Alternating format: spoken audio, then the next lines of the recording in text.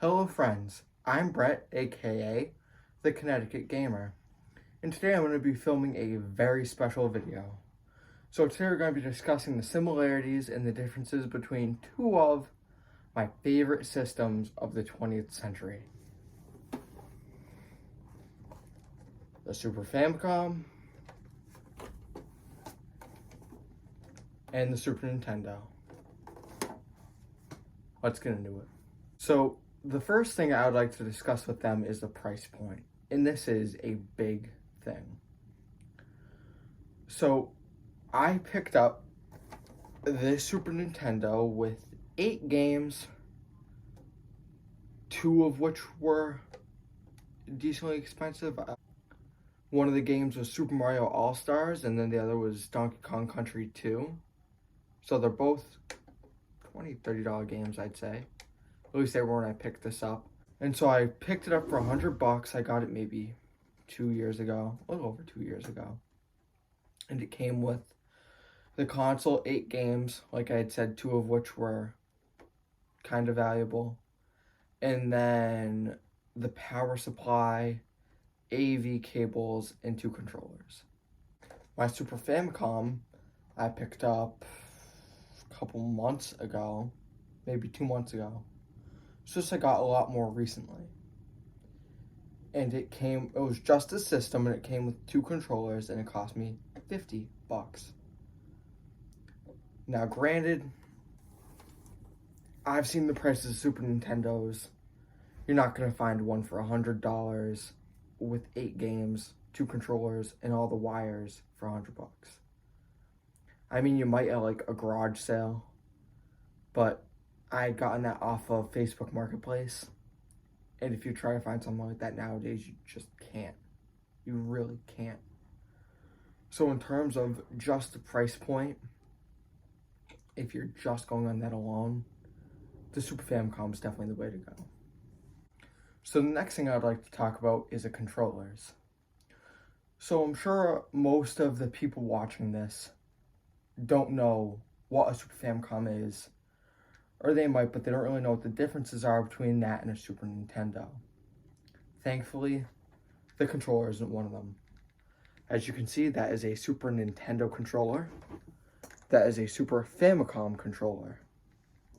They are very similar. One of the biggest differences is the cord length. On this, it's 3 feet. On this, it's 6 feet. So I feel like if you were to buy a Super Famicom and it didn't come with Super Famicom controllers, you'd be better off just buying Super Nintendo controllers, because I have noticed that these are pretty short. So another one of the biggest things is that in the Super Nintendo controller, the bottom 2 buttons are convex, the top 2 buttons are concave. On the Super Famicom controller, all the buttons are convex. So that's another slight difference, but again, nothing major. So now that we've gotten the controllers out of the way, you might be thinking, okay, well, what about the games? Well, the good thing is, a lot of games came out in both regions. But if they're limited to one, it'd be Japan. A lot of Super Nintendo / Super Famicom games that were region locked were only released in Japan. Very few were released only in North America or only in PAL regions. However, let's say you already own either a Super Nintendo or a Super Famicom, and you want to play some games that didn't come out in the region of that console. Well, you can buy one of these. This is a Super Cartridge Converter by My Arcade, and it allows you to play Super Famicom games on the Super Nintendo. Now you can also remove the pins, but mine doesn't have the pins removed, and I don't really want to risk damaging the console, because I know that that can happen. And also I don't have a SNES Junior, so I can't do that either. I can't take the whole cartridge tray out. Now, they also make versions for the Super Famicom that allow you to play Super Nintendo games on the Super Famicom, which is pretty cool. However, I do not own one of those. Now I'd like to talk about some of the accessories. So the most common one by far is going to be the mouse. This particular one is a Super Nintendo mouse. However, the Super Famicom mouse works the exact same way, and it looks the exact same too. It's purple. It's not the 4 different colors, the red, blue, green, yellow, like the Super Famicom controller is. And actually, like the insignia on the console is either. It's purple. Now you might be thinking, okay, well, what about the Super Scope? Same thing. I don't know about the colors on that. They might be different. They might be purple. I don't know. But I know that it was released for both the Super Nintendo and the Super Famicom. So that isn't really going to be a limiting factor either, is that, oh, well, you can only play, say, Super Scope games on Super Nintendo. No, you can play them on either or. Final thing I'd like to talk about is the price of games. Because you might be thinking, okay, well, the Super Famicom itself is cheaper, but are the games more expensive?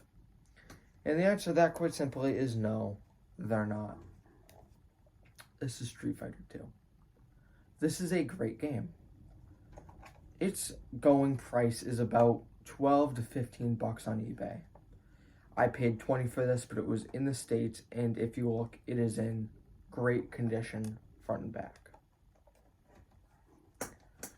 And so, normally, a North American version of this would go for a considerable margin more than $20.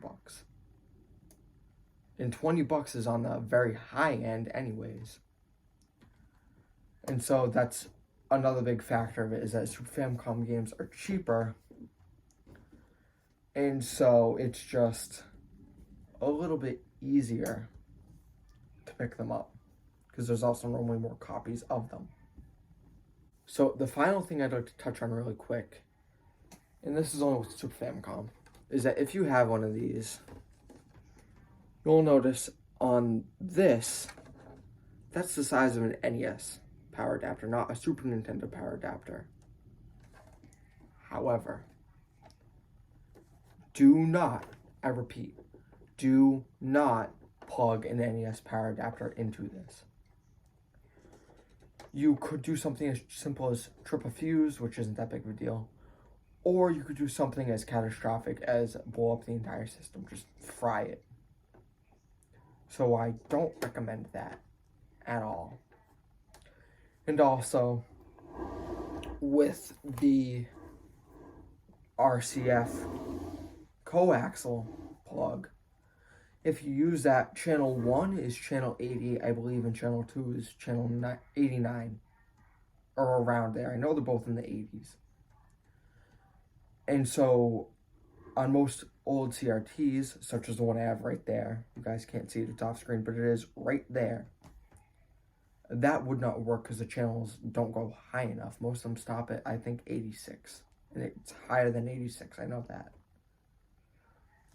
And so, then that needs to be taken into consideration as well, is that if you're using a Super Nintendo, you can use coaxial to hook it up. On old CRT TVs, you can't use coaxial to hook up Super Famicom because the channels simply don't go high enough. So with that being said, you might be thinking, which one do you think is better? The Super Famicom or the Super Nintendo? And personally, I'd say both. They're both amazing systems. They were both released at a good time for the market. I think that if you're to buy one nowadays, the Super Famicom would definitely be a lot cheaper, which is a plus. However, that was never released in the States, and so at least for me, the Super Nintendo has more of a nostalgia factor to it. However, both of them can play each other's games quite easily. So don't think that if you buy one, you're limited to the games of the other. Because all it would take is one of these, like a $15, $20 pin set converter, which doesn't even convert the pin sets, it's just the cartridge itself. And so you can play Japanese games on a North American system, and North American games on a Japanese system. And I believe they have them for PAL systems as well. So no matter what region your system is from, you can play games from anywhere on it, which is really nice. However, with all that being said, I do believe that'll wrap up this video. Thank you for watching, and I'll see you guys in the next one.